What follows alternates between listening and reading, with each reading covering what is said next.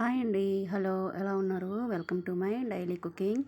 ఈరోజు బగారా రైస్ నా స్టైల్‌లో ఎలా చేసుకుంటానో చూపిస్తానండి. చూడండి. చూసారా ఎంత బాగుందో? టేస్ట్ కూడా అంతే బాగుంటుందండి. దీనికి కావాల్సిందల్లా ఉల్లిపాయ ముక్కలు బారుగా తరుగు పెట్టుకొని, ఒక 5, 6 పచ్చిమిర్చి, మసాలా దినుసులు, క్యారెట్ అండి. క్యారెట్ మీ ఇష్టం, వేసుకుంటే వేసుకోవచ్చు, లేకపోతే స్కిప్ చేయొచ్చు. కొంతమంది అయితే దీంట్లో మిల్ మేకర్ కూడా వేసుకుంటారండి, కానీ నేను వేసుకోవడం లేదు. ఇప్పుడు వీటికి కొంచెం నెయ్యి వేసుకోనండి. 2 టీ స్పూన్లు వేసుకున్నాను నేను నెయ్యి. కొద్దిగా ఆయిల్ వేసుకున్నాను. చూసారా ఇలా నెయ్యి ఎక్కువ వేసుకున్నా పర్లేదు, కానీ నేను 2 టీ స్పూన్లు మాత్రమే వేసుకున్నాను టేస్ట్ కోసం. అచ్చం నెయ్యితోనే చేసుకునే వాళ్ళు కూడా ఉంటారు. నేను ఆయిల్ కూడా వేసుకున్నానండి. ఇప్పుడు ఇది ఆయిల్ కాగిన తర్వాత మసాలా దినుసులు వేసుకోవాలండి. చూసారా ఇలా మసాలా దినుసులు వేయించుకొని 1 నిమిషం పాటు వేయించేసి, దాంట్లోనే మనం అల్లం ఆనియన్ తరిగి పెట్టుకున్నాం కదా, అది వేసుకోండి. ఉల్లిపాయ, పచ్చిమిరపకాయ ముక్కలు ఇవి మరీ ఎర్రగా వేగాల్సిన అవసరం లేదు, మామూలుగా వేగితే చాలండి. కొంచెం రెడ్గా వస్తే చాలు. ఈ ఉల్లిపాయ మగ్గడానికి లైట్గా సాల్ట్ వేసుకోవచ్చండి. నేను లైట్గా వేసాను సాల్ట్. ఇవి వేగిన తర్వాతే మనం అల్లం వెల్లుల్లి పేస్ట్ కూడా వేసుకోవచ్చు.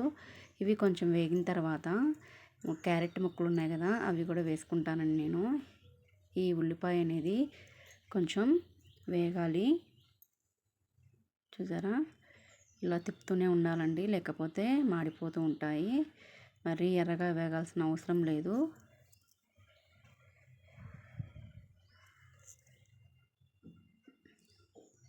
ఇప్పుడు క్యారెట్ ముక్కలు వేసేసుకుందామండి.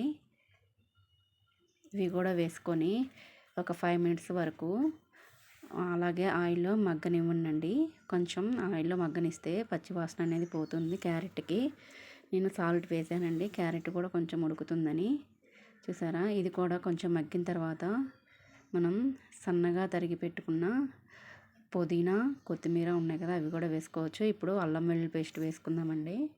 నేను ఎప్పుడు కూడా అల్లం వెల్లుల్లి పేస్ట్ స్టాక్ పెట్టుకుంటానండి. ఎప్పటికప్పుడు ఫ్రెష్గా తెచ్చుకొని వాటిని మిక్సీ వేసేసి బాక్స్లో పెట్టుకొని ఫ్రిడ్జ్లో పెట్టుకుంటానండి. అప్పటికప్పుడు అంటే కుదరదు కాబట్టి అలా పెట్టుకుంటే చానాళ్ళు ఉంటుందండి. ఎప్పుడంటే అప్పుడు తీసి వేసుకోవచ్చు అల్లం వెల్లుల్లి పేస్టు.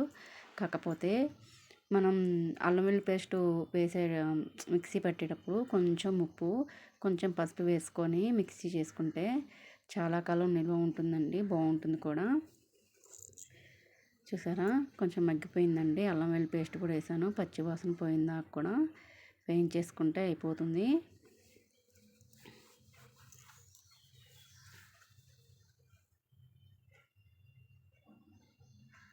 ఇలా వేగిన తర్వాత ఇప్పుడు మనం సన్నగా తరిగి పెట్టుకున్న కొత్తిమీర, పుదీనా వేసుకోవాలండి. నేను కొత్తిమీర, పుదీనా వేస్తున్నాను. ఈ బిర్యానీ రైస్, బగారా రైస్ కల్లా ఫ్లేవర్ వచ్చేసి పుదీనానండి. పుదీనా, కొత్తిమీర మెయిన్. ఇవి లేకపోతే బగారా రైస్ బాగోదండి. మెయిన్ ఇవి ఉండాలండి. కొంతమంది టమాటా కూడా వేసుకుంటారు, కానీ నేను వేయడం లేదు.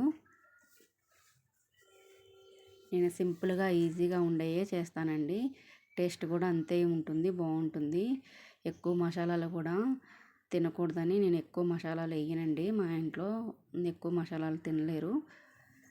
ఒకవేళ మసాలా ఘాటు ఎక్కువ కావాలనుకున్న వాళ్ళు ఒక 5, 6 మిరియాలు కూడా వేసుకోండి. దీంట్లో ఘాటు ఉంటుంది బాగా. చూసారా ఇలా మగ్గిపోయింది. ఇప్పుడు దీంట్లోనే ఎసరు పోసుకోవాలండి.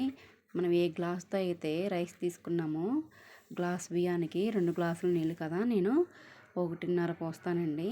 చూసారా ఆ గ్లాస్తో 2 గ్లాసులు నేను బియ్యం తీసుకున్నాను. చూసారా ఇప్పుడు నేను 3 గ్లాసులు పోస్తానండి. గ్లాసుకు 1.5 లెక్క. 2 గ్లాసులు పోస్తే ఏమవుతుందంటే అన్నం ఒక్కోసారి మెత్తబడిపోతుంది, కానీ నేను అలా పోయిను, అందుకే గ్లాసున్నరే పోస్తాను. ఒకవేళ మనకి లాస్ట్లో అయినా ఇంకా అయిపోయిన తర్వాత కొంచెం పలుకుంది అనుకున్నప్పుడు ప్లేట్ మీద వాటర్ పోసేస్తే దానికి సరిపడా లెవెల్ అయిపోతుందండి. అన్నం మరీ మెత్తగా ఉండదు, మరీ పలుగ్గా ఉండదు, మీడియంగా ఉంటుంది, బాగుంటుంది.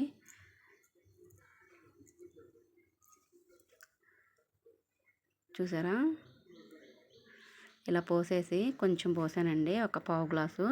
మొత్తం 3 పోసానండి నేను. ఇప్పుడు దీంట్లో మనకి టేస్ట్‌కి సరిపడా సాల్ట్ వేసుకోవాలండి. సాల్ట్ వేసుకొని ఒకసారి టేస్ట్ చూడండి సరిపోయిందా లేదా అనేది. ఈ నీరు ఉప్పగా ఉంటే టేస్ట్‌గా సరిపోతుందని అర్థం అండి. మరీ ఉప్పగా కాదు. ఇప్పుడు అవి బాగా మసిలేలాగా కాయించుకొని ఇప్పుడు దాంట్లో మనం బియ్యం వేసుకోవడమేనండి రైసు. ఈ రైస్ వేసుకొని ఒక్క 5 మినిట్స్ హై ఫ్లేమ్లో పెట్టి తర్వాత మీడియం ఫ్లేమ్లో పెట్టుకుంటే సరిపోతుందండి.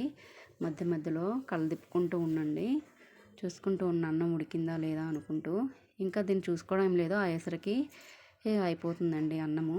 వంచేది లేదు కాబట్టి ఎలాంటి ప్రాబ్లము ఉండదు. ఇలా రైస్ మొత్తం కలిపి పెట్టుకొని మూత పెట్టేసేయండి.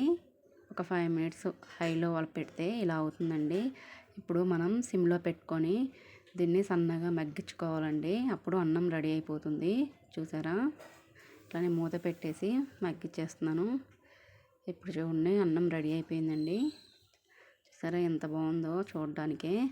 టేస్ట్ కూడా చాలా బాగుంటుందండి. నా ఛానల్ కనుక మీకు నచ్చినట్టయితే సబ్స్క్రైబ్ చేసి లైక్ చేసి షేర్ చేయండి. Thank you. నెక్స్ట్ వీడియోలో మీకు ఫిష్ కర్రీ కూడా చూపిస్తానండి. Thank you.